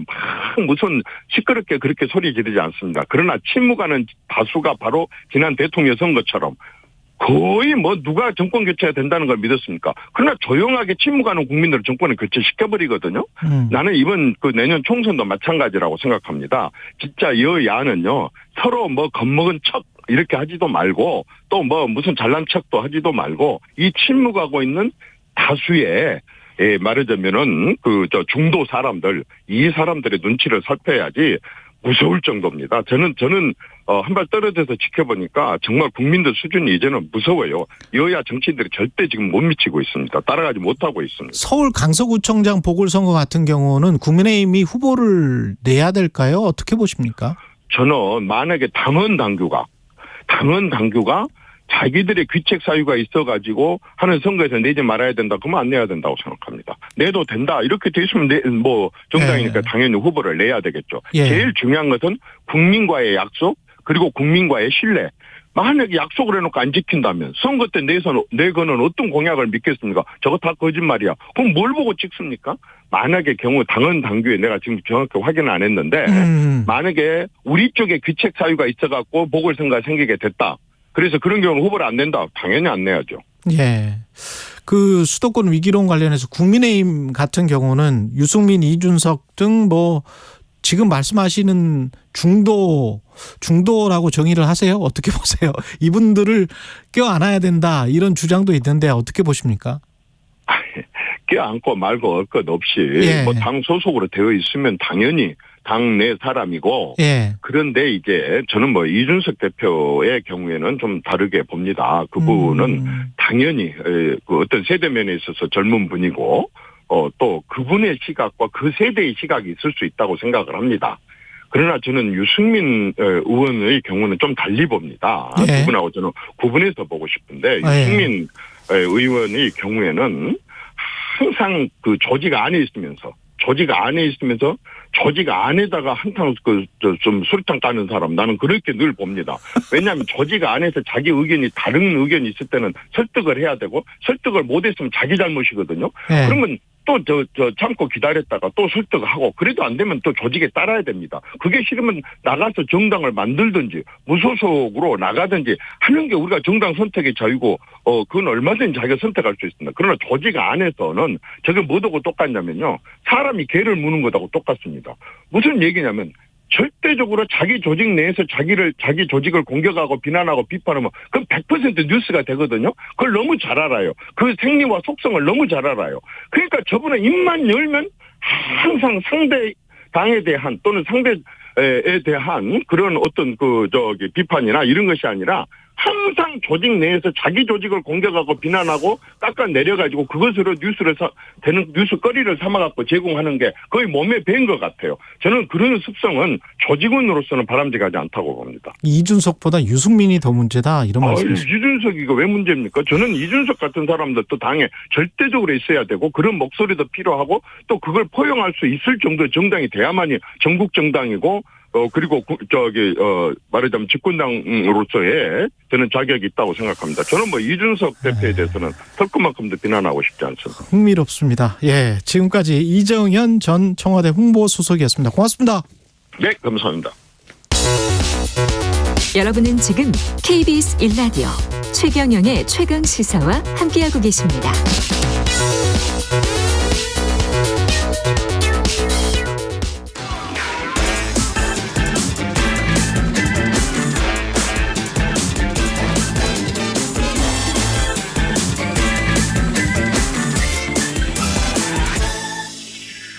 네, 한 번 더 뉴스 오늘은 정은정 작가와 함께하겠습니다. 안녕하십니까? 네, 안녕하세요. SPC 샤니 빵 공장 끼임 사고로 노동자가 또 사망했습니다. 지난 8월 8일이었습니다. 이제 일주일 정도 좀 지났는데요. 뭐 아시다시피 SPC는 우리나라의 가장 대표적인 제과제빵 기업이잖아요. 그렇죠. 근데 이 성남 소재의 샤니 이 제빵 공장에서 56세 여성 노동자 A씨가 이 반죽기에 배 부위를 끼워서 심정지 상태에서 후송이 되긴 했지만 사투 끝에 56세 10일 결국 운명을 했습니다. 일단 상가 고인의 명복을 빌겠습니다. 이 A씨가 맡은 작업이 2인 1조의 작업이고요. 그러니까 원형 스테인리스 통에 담긴 빵 반죽을 리프트를 타고 올라가서 이렇게 또 옮겨 싣는 과정인데 이때 이 A씨가 노즐을 교체를 하고 있었는데 그러면 노즐 교체할 때는 기계가 멈춰야 되거든요. 멈춰야지. 그런데 이제 함께 일했던 그 파트너 노동자가 이걸 미처 인지를 하지 못하고 기계를 작동시켜서 이렇게 끼임 사고가 났는데요. 일단은 뭐 경찰은 그 같이 일했던 노동자를 업무상 과실치사 혐의로 형사 입건을 해서 조사를 하고 있다고 하는데 과연 이 문제뿐일까요? 네. 이게 명확히 진상이 좀 규명돼야 될 것 같은데 관련해서 정의당 쪽에서는 방문을 했었군요. 네, 정의당의 이은주, 강은미, 류호정 의원이 11일에 그 샤니 공장에 방문을 했는데 이 샤니의 이강섭 대표이사와 공장 관계자들이 와서 현장 출입을 막았다라고 합니다. 여기에 정의당 측은 이미 중부지방노동청과 그리고 SPC 그룹 본사의 직원들 정의당 의원 방문을 사전 협의했는데 왜 이러느냐라고 했더니 SPC 측은 의원들 외에 다른 전문가들의 출입까지는 합의되지 않았기 때문에 때문에 거부한 것이라고 다소 다른 전문가를 지금 대동을 해서 다소 뭐라 그럴까요? 좀 말도 안 되는 그런 핑계로 막은 거죠. 대표이사까지 나와서. 이게 지금 뭐가 석연치 않은 점이 있습니까? 그게 사건의 전부는 아닌 거예요? 뭐 언뜻 들으면 작업자들 간에 사인이 안 맞았다라고 하는데 이게 한두 번이면 사고지만 벌써 여러 차례이기 때문에 그러면은 시스템 문제 아니겠습니까? 이번에 끼임 사고로 사망자가 발생한 이 샤니의 성남 공장만 해도 지난 5년간 14건의 끼임 사고가 있었습니다. 불과 지난해 10월, 그러니까 불과 10달 동안만 해도 벌써 3번째거든요. 가장 근래에는 7월에 이렇게 끼임 사고가 나서 골절 사고가 난 적도 있고요. 그렇다면 지금 이렇게 큰 사망 사고 이전에는 이미 크고 작은 사건들이 굉장히 많았다라는 거잖아요. 그렇죠. 그래서 그런 면에서는 잘 대응했는지 또 따져봐야 될 것 같고요. 무엇보다 최근 5년간 이 SPC 세계 계열사의 산업재해 판정 건수를 보니까 5년간 무려 246명입니다. 246명? 잘 아시다시피 산재 판정 받기가 굉장히 어렵잖아요. 그렇다면 더 많은 사고가 있었다라는 것으로 받아들여도 될 것 같고요. 산재 판정 받은 것만. 네, 그렇습니다.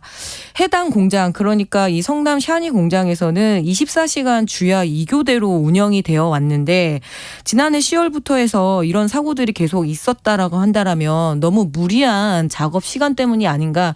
이 문제는 작년 10월에 또 20대 노동자의 사망 사건이 있었잖아요. 그래서 뭐 불매운동까지도 이어졌었고요. 그럼 그 이후에 과연 이 작업장들이 좀 혁신적으로 개선이 됐는가? 이거는 정말 이렇게 날카롭게 따져 물어야 될 것 같습니다. 어떻게 일하는 거예요? 2교대예요? 3교대예요? 24시간 주야 2교대라고 합니다. 주야 2교대? 12시간씩 일하는 거예요? 그렇죠. 상당히 어려운 상황인 거죠. 그러니까 집중력이 떨어질 수밖에 없을 것 같습니다. 그러네요. 특히 이제 밤에 일하는 경우는 집중력이 거기다 24시간 주야라고요? 네. 그리고 이번 좀 바로 또 12시간 하고 또 일한다고? 네. 또 지금 쟁점이 뭐냐면 이 기계 부품의 교체와 같은 일은 일반적으로 공무팀에서 해야 되는 일인데 이 현장의 노동자들이 할 수 있는 작업이었는가를 좀 냉철하게 따져봐야 된다라고 하고요. 그러네. 무엇보다 이런 위험이 상존했다면 그동안 좀 촘촘한 대책은 없었는지부터 좀 따져봐야 될 것 같고 다시 이 불매운동 할 때는 잘 해보겠다 라고 하고 이 허영인 SPC 그 회장까지 나와서 사과를 했는데 과연 그 이후에 이렇게 개선이 됐는지 비판하지 않을 수가 없네요. 하와이 산불 관련해서는 정말 심각하네요. 안타깝게도 오는 동안 또 이렇게 사망자 지금 수가 늘었습니다. 93명이라고 하네요. 지난 8일에 이 하와이의 마우이 섬에서 발생한 산불이죠. 재산상 손실도 거의 이 8조, 그러니까 우리나라 돈으로 8조에 이제 이르게 될 거라고 하는데 이것도 지금의 그 통계치지 만약에 이제 이렇게 산불이 잦아들고 이 뭐랄까요 피해를 정산하게 되면 훨씬 더 늘어날 것으로는 뭐 보입니다. 그럴 수밖에 없을 것 같고요. 이게 상황을 보니까 얼마나 산불이 컸는지 피할 수 있는 곳이 바다밖에 없더라고요. 그래서 바다로 뛰어들어서 산 사람도 있어요. 그냥 완전히 그냥 마을을 다 휩쓸어 버린 거지. 그래서 이 바다에서 저체온증으로 또 사망한 일도 있고요. 그 정도더라고요. 그러니까 불이 넘어오니까 도망갈 곳이 정말 바다밖에 없었던 도망갈 곳이 없는 거예요. 굉장히 공포스러운 상황이었다고 합니다. 뭐 물론 이번 화재 피해에는 역시 또 지구의 어떤 기후 위기, 뭐 기후 재난 문제와 연결이 될 수밖에 없을 것 같은데 무엇보다 열대 기후잖아요. 굉장히 수변한 그 날씨를 갖고 있는데 기후를 갖고 있는데 이번에 거의 2주일 동안 극단적인 가뭄, 그러니까 이례적인 가뭄이었다라고 이야기를 하더라고요. 건조한 캘리포니아처럼 그렇게 산불이 난 거예요. 그렇습니다. 이 지역은 그런 지역이 아닌데. 그러니까 벌써부터 이 하와이 마우이 섬의 산불이 그 2018년 최악의 그 캘리포니아 북부의 패러다이스 마을의 산불 때문에 85명이 숨졌는데 벌써 그 기록을 넘어섰으니까 정말 또 안타깝죠. 좀 완전히 좀 이상하죠. 이게 기후 위기가 이제 상수가 되니까 뭐 사람들 대응도 중요할 것 같은데. 그런데 지금 가장 큰 문제가 그 사이렌이라고 하죠. 경보 시스템이 제대로 작동하지 않아서 이 섬 주민들이 탈출할 시간을 확보하지 못했다. 그래서 진상 조사를 하겠다라고 지금 이야기를 하고 있는데요. 사람의 문제는 사람이 해결을 해야 되잖아요. 이런 기후재난 문제가 계속 반복된다라면 제도적인 보완은 더더욱 촘촘하게 해야 되겠죠. 이게 남의 나라만의 문제는 아닌 것 같습니다. 지금까지 한 번 더 뉴스 정은정 작가였습니다. 고맙습니다. 네, 감사합니다.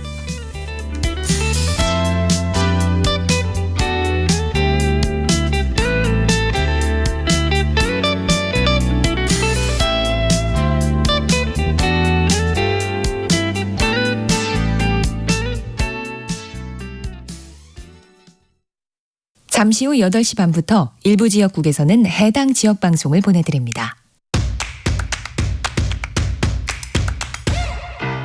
가자 배종찬입니다. KBS로 오는 길이 너무 행복해서 다 잊어버렸다. 시사본부가 역시 전통이죠. KBS의 역사라고 봐야 돼. 가장 공정한 방송이다. 고정해야 되지 않을까요? 고정해줘요. 배종찬의 시사본부 평일 낮 12시 20분 매일 고정입니다. 일라디오도 고정. 화이팅. 진행은 서툴지만 내용은 알찹니다. 진실의 편에서, 정의의 편에서, 약자의 편에서 뉴스를 전합니다. 주진우 라이브와 함께 더 많이, 더 오래 웃었으면 좋겠습니다. 매일 오후 5시 5분 KBS 1라디오 주진우 라이브. 지금 시각은 8시 30분입니다. KBS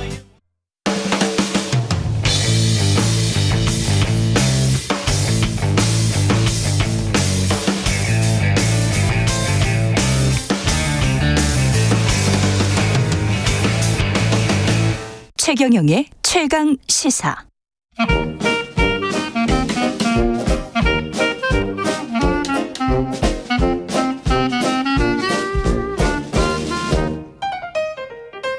네, 최경영의 최강시사 월요일은 경제합시다 코너가 있는 날인데요. 오늘은 이광수 광순의 복덕방 대표와 함께하겠습니다. 안녕하세요. 안녕하세요. 예, 복덕방은 잘 되고 있으세요? 예, 열심히 하고 있습니다. 네, 사실 손님들이 뭐 많다고 소문이 자자합니다. 독립 리서치 회사고요. 네. 최근에 무료로 저희가 부동산 리서치 레포트를 보내드리는데 그렇죠. 지금 한 4만 명 정도가 보고 계십니다. 지금 저 미래세 나올 때 한 6천 명 아니었습니까? 제 기억에? 맞습니다. 제 기억에 예, 제가 원래 숫자가 좀 강해서 6천 명이었는데 그동안에 지금 몇 개월 지났죠? 지금 한 3개월 지났죠. 3개월. 예. 대단한 비약적인 성장세네요. 예. 그만큼 이제 사람들이 집값 향방이나 뭐 이 집값에 관해서 관심이 많다는, 근데 좀 진실된 정보를 좀 듣고 싶다 그런 생각인 것 같습니다. 그렇습니다. 자화자찬을 좀 해보자면 사실 한국에서 어떤 이권에 휘둘리지 않는 부동산 리서치는 사실 많지 않거든요. 그런 차원에서 저희가 그런 일을 하고 있습니다. 근데 돈은 어떻게 벌까? 뭐 어떻게 되겠죠. 예, 걱정이 되네. 예, 일단은 하반기 집값 전망은 어떻게? 실제 지표는 지금 많이 오른 것 같은데 그게 지금 뭐 올랐다가 뭐 어떤 꼭지를 찍고 지금 막 진동을 하고 있는 그런 느낌이 들기는 하더라고요. 그렇죠. 일단 전반적으로 저희가 보셔야 될 게 이제 급등했다가 급락했다가 다시 회복세를 보였고요. 상반기에. 그래서 거래량도 증가했고 그다음에 가격도 회복한 상황입니다. 그래서 이제 중요한 건 이런 회복세가 지속적으로 이어질 가능성이 있느냐. 그래서 올해 하반기 전망 포함해서 그게 더 중요한 상황이겠죠. 가격이 지금 올 초와 비교했을 때는 어떻습니까? 올 초랄지 지난해 초랄지 가격의 기준선이 있어야 될 것 같은데. 그렇죠. 저희가 근데 한국에서 부동산을 볼 때 시장을 볼 때 이 가격을 판단하기가 쉽지 않아요. 그렇죠. 일단 가격이 이렇게 진동폭이 클 때는 거래량이 많지 않아서 전체 지수도 좀 흔들림이 있고요. 정확한 지표를 표현하기 힘듭니다. 그래서 그냥 저는 직관적으로 그 아파트 얼마에 거래됐어.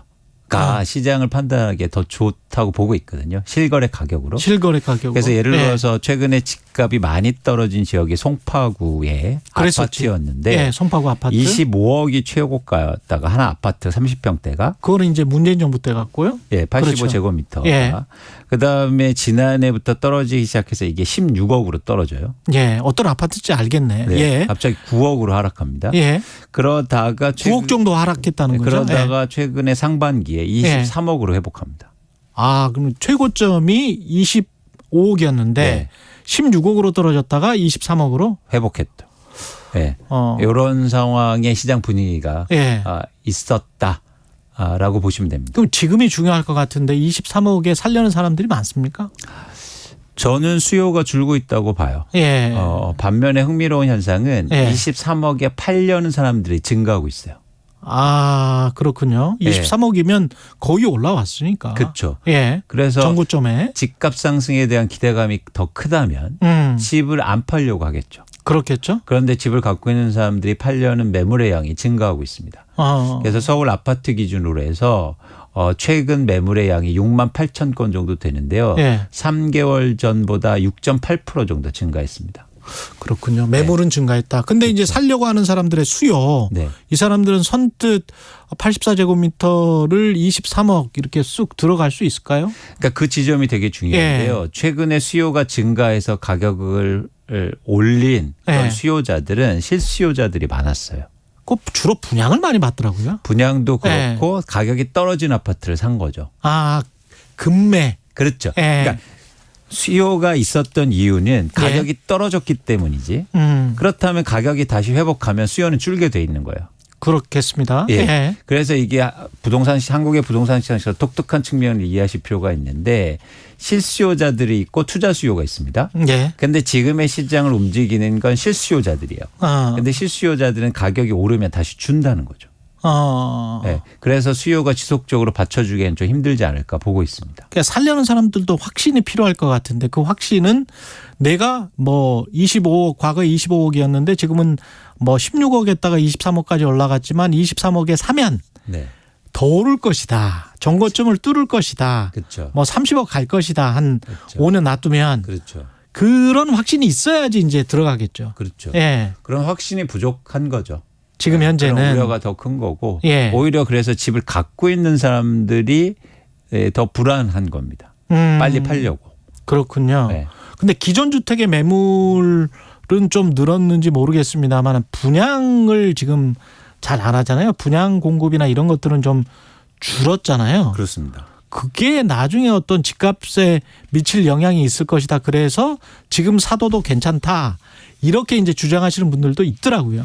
그러니까 여러분들이 인과관계와 상관관계를 좀 구별하실 필요가 있는데 한국의 단기적 집값을 결정하는 건 분양의 양이 아닙니다.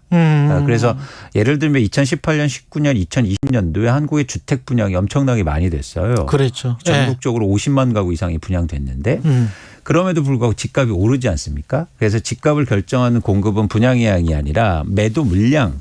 이거든요. 매도 물량. 기존 주택의 매도 물량. 그렇죠. 여러분 한번 생각해 보시면 뭐 분양을 많이 한다고 해서 집값이 떨어질 이유가 뭐가 있습니까? 지금 집값이.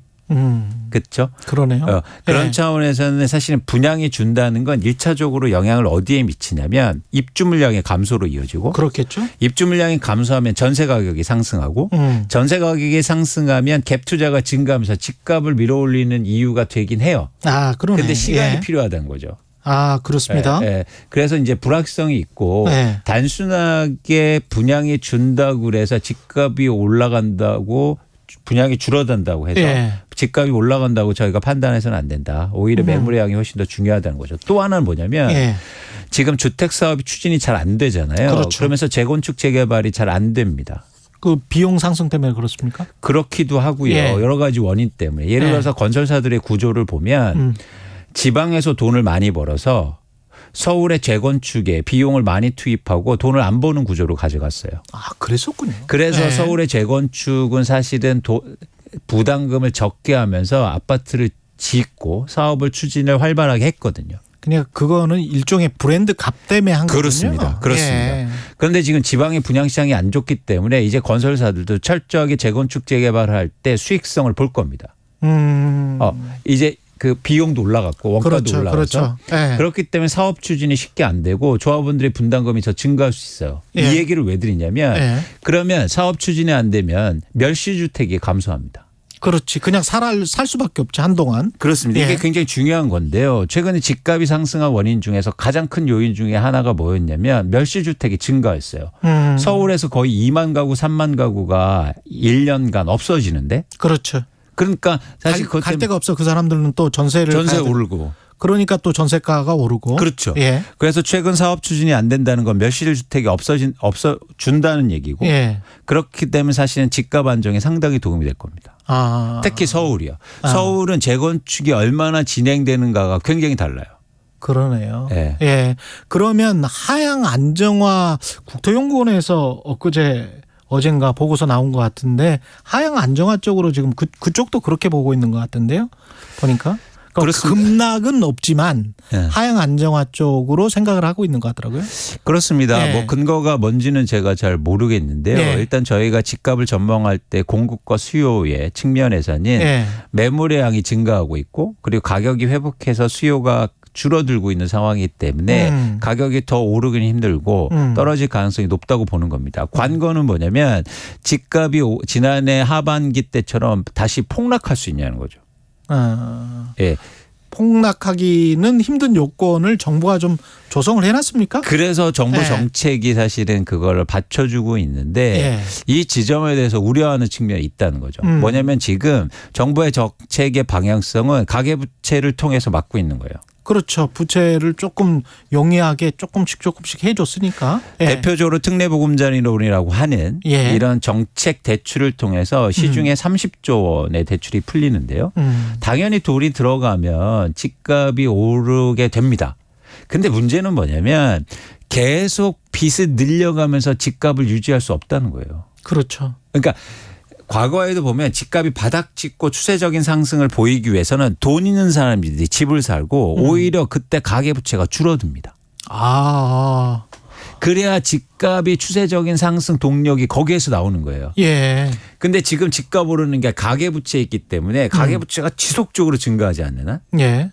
그러면 이 집값을 버티기가 힘들다는 거죠. 근데 가계부채가 증가할 수 있는 요건은 소득이 이제 뭐 원론적으로 보면 소득이 증가해야 그만큼 부채를 쓸 수 있을 것 같은데 인플레이션이나 뭐 이런 것들 감안하면 실질 소득이 지금 감소하고 있는 국면이었기 때문에 부채를 얼마나 더 늘릴 수 있을지도 모르겠습니다. 안 그래도 부채가 많은데. 그렇습니다. 그래서 이제 부채의 속도도 되게 중요한데 그러니까 한국과 최근 2015년부터 2021년까지 가계부채 증가율이 전 세계에서 한국과 중국이 가장 높았고요. 23% 포인트가 증가했는데요. 지금 이미 중국에서 균열이 일어나고 있거든요. 그렇죠. 그러니까 이제 한국도 더 이상 증가 속도로 보면 더 이상 증가하기 힘들다는 거예요. 그래서 빚은 결국 빚으로 메꿔줘야 되는데 그 지점에 대해서 우려가 있는 거고 만약 그 지점이 뭔가 임계점에 도달하게 되면 한국의 집값이 다시 한 차례 폭락할 수도 있다는 겁니다. 그렇군요. 그러니까 지리한 어떤 상호 눈치 보기 그러면서 하향 쪽으로 다시 가다가 그러다가 급격하게 폭락할 수 있는 어떤 트리깅 포인트는 뭐로 보세요? 뭐 PF가 뭐가 부실이 난달지 뭐 이런 것들입니까? 일단 가장 큰 건 뭐냐면 금리 인상이죠. 금리 인상. 예상보다 금리가 인상되거나 최근처럼 가계 주택담보대출 금리가 오르고 있잖아요. 그렇게 되면 아주 조금 오르는 거에서도 타격이 클 수 있어요. 금액이 커졌기 때문에. 그러네. 그래서 만약에 한국의 뭐 환율이 인상돼서 금리 인상이 불가피하다. 지금 이제 저금리, 그러니까 상대적으로 저금리 구조를 유지하고 있잖아요. 대한민국이. 3.5% 기준금리죠. 그렇죠. 만약 이게 글로벌 수준으로 올라간 거거나 최근처럼 은행의 자금 조달이 필요해서 시중의 금리가 올라가기 시작하면 기준금리보다 더 그렇게 되면 뭔가 문제가 생겼고 또 하나 문제는 연체율 증가합니다. 연체율이 증가하면 못 버티잖아요. 그렇죠. 그래서 이미 가계 주택담보대출의 연체율이 2018년 이후 최대치로 증가하고 있는데요. 이런 연체율이 증가하면 사실은 그런 위험도가 더 커질 수 있다는 겁니다. 또 하나 한국 시장의 특수성에서는 뭐냐면 전세 가격 하락이 충격을 줄 수 있습니다. 그렇겠죠. 이 전세 가격 하락은 어디하고 기준을 보셔야 되냐면 2년 전 가격과 비교하셔야 돼요. 매월 전세 가격 회복하는 거 의미가 없어요. 2년 전보다 얼마나 지금 상황이 어떤가. 근데 왜 이게 우려되냐면 2년 전 즉 2021년 하반기부터 2022년 상반기까지 우리나라 전세가 역대 최고치를 기록했습니다. 그렇기 때문에 그 높은 가격에서 지금 전세 가격의 하락폭이 크다는 거예요. 그래서 올해 하반기와 내년 상반기에 이런 전세가 만기로 돌아오면서 결국 집을 갖고 있는데 전세로 끼고 결국 그것도 부채거든요. 그렇죠. 그런 분들이 어떻게 시장에 나오느냐가 또 하나의 충격을 줄 수 있다는 겁니다. 지금 대출 금리가 한 5, 6%, 6% 정도 되죠. 그러면 그게 가령 한 4%대 또는 그 이하로 안정되게 갈 것이다. 이런 어떤 시그널이나 시장의 확신이 있어야 사람들이 좀 살만하네 뭐 이렇게 느낄까요? 어떻게 보십니까? 그 수준은? 금리의 수준은?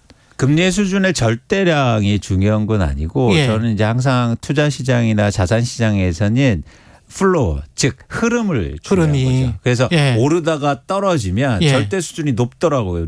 또 사람들은 대출을 증가시켜요. 네. 아. 그런 차원에서는 사실은 예를 들면 지금 3-4%로 막 올라가다가 5% 올라가다가 이게 뭐 3-4%로 떨어지면 절대 수준은 높지만 수요가 회복할 수는 있습니다. 예. 그래서 하방 경직을 가져올 수는 있는데 예. 사실 그러기가 쉽겠느냐라는 측면에서 전 조금 회의적입니다. 알겠습니다. 여기까지 듣겠습니다. 경제합시다. 이광수 광순의 복덕방 대표였습니다. 고맙습니다. 고맙습니다. KBS 라디오 최경영의 최강시사 듣고 계신 지금 시각은 8시 44분입니다.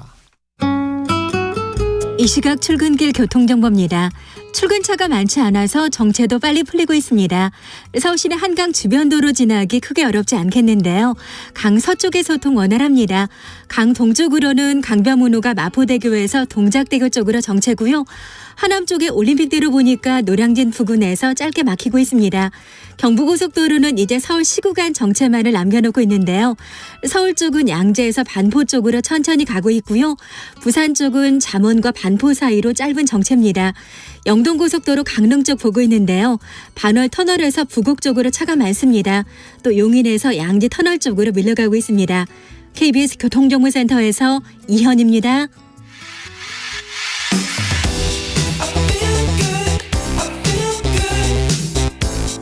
세상에 이익이 되는 방송 최경영의 최강시사.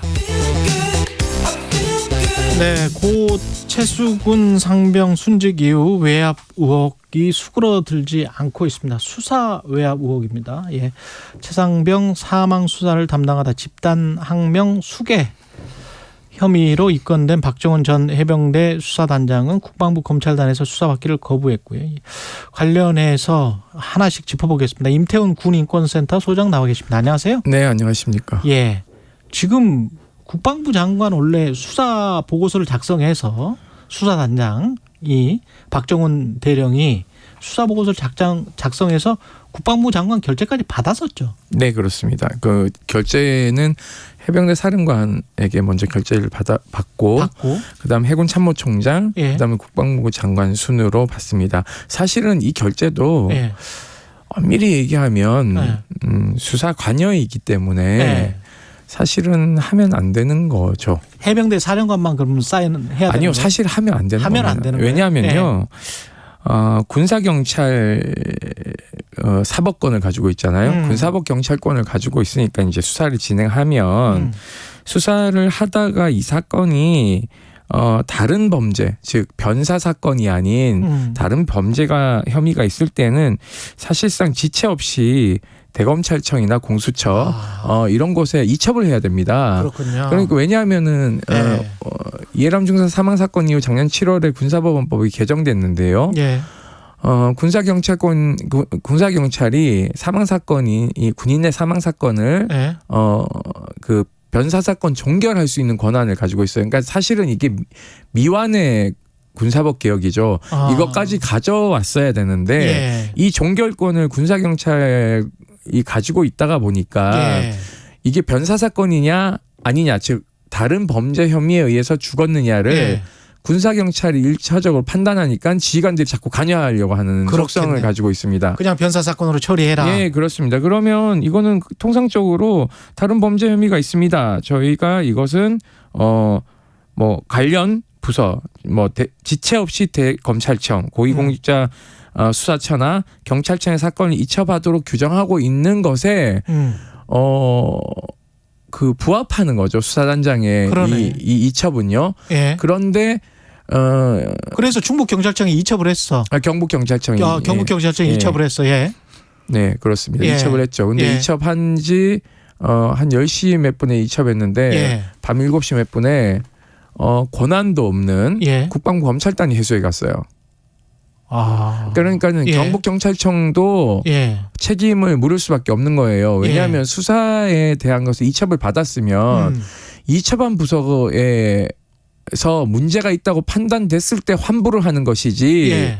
이게 환부 조건이 되냐 안 되냐도 따지지 않은 것 같아요. 경북경찰청은. 그러니까 본인들 말로는 뭐 서류도 열어보지 않았다고 하는데 저는 그러면은 이 사건 관련해서 그 광역수사대장이 예. 헌병 우리 군사경찰 광역수사대장이 저희 이거 변사 사건이 아니기 때문에 예.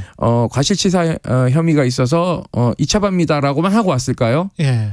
설명은 했겠죠. 예. 그러면 그 설명을 들었으면 사실은 회수를 하겠다고 이 군사경찰에서 그렇지. 연락이 온 게 아니라 예. 또는 그 상급 부대인 예. 국방부 조사본부에서 연락이 온 것도 아니라 갑자기 확 뛰어넘고는 국방부 검찰단 권한이 없습니다. 예. 여기 그러니까 우리 민간으로 치면 경찰청과 검찰청으로 나누는 거예요. 예. 그거를 왜 국방부 검찰단이 가져갑니까? 그러니까 이것 자체부터가 그 범죄를 행하려고 하는 자 예. 또는 수사를 방해하는 자에게 수사 자료를 넘긴 거기 때문에 예. 국방부 검찰단 단장도 지금 사법 처리 대상이에요. 예. 그리고 경북 경찰청장도 사법 처리를 할지 징계를 할지도 그것도 봐야 되는 거예요. 경북 경찰청은 이제 좀 늦게야 어젠가요? 일단 이첩받아서 수사할 예정이다. 전 이것도 말이 바뀐 거거든요. 말이 바뀐 거죠? 네, 처음에는 이첩이 와야 수사를 하겠다라고 버틴겼어요. 그쪽에서 안 넘겨주면 우리는 수사 못한다. 네, 이런 게 어디 있습니까? 인지했으면 수사를 해야죠.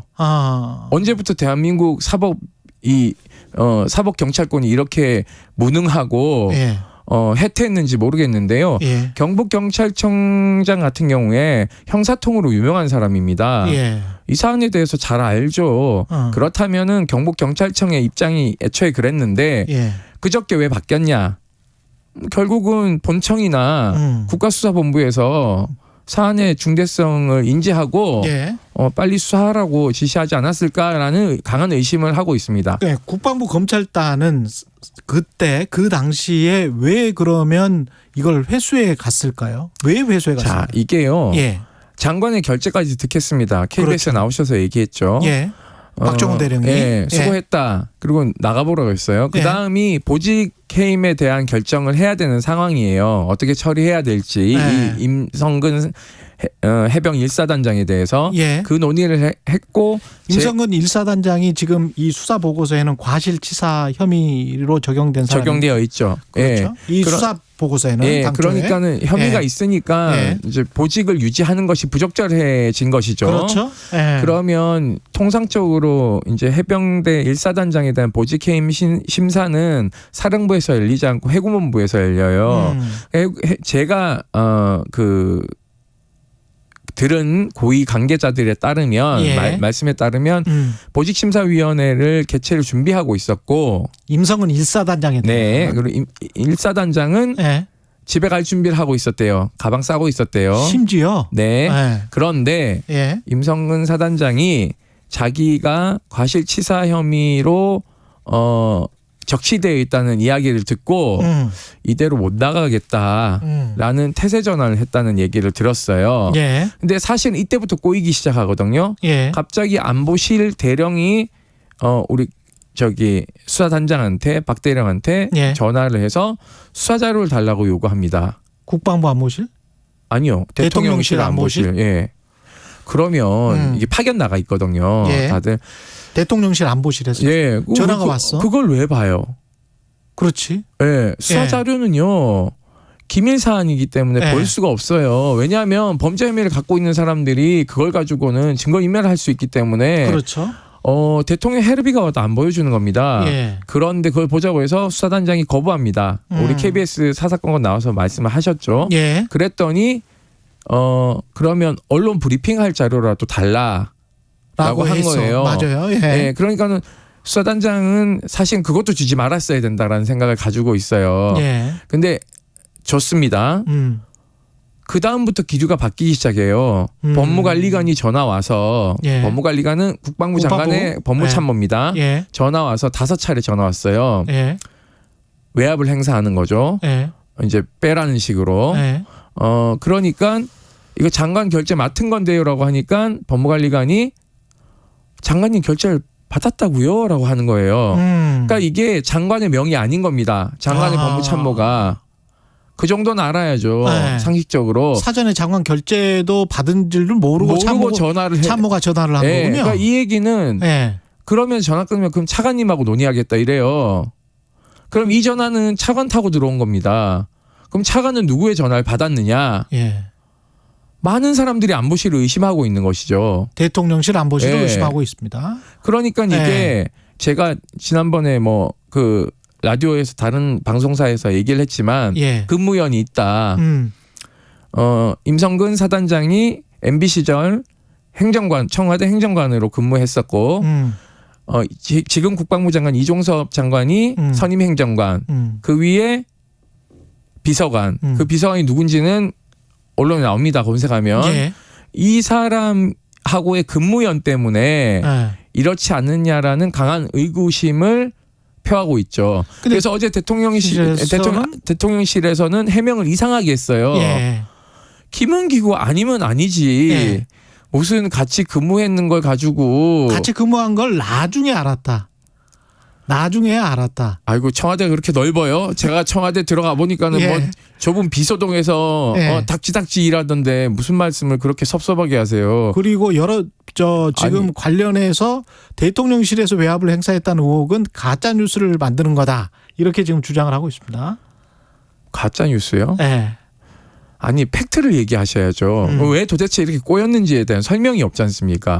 장관 결재까지 다 났는데. 그리고 저는 이건 범죄 혐의가 명백하다고 생각하고 있어요. 왜냐하면 1사단장에 대한 범죄 혐의? 아니요. 전체 지금 보면은 그 이후에 꼬인 것에 대한 것이죠. 왜냐하면 지금은 저는 이건 수사 방해를 넘어 사법 방해 행위라고 생각하고 있고 중대한 국정농단이라고 생각하고 있습니다.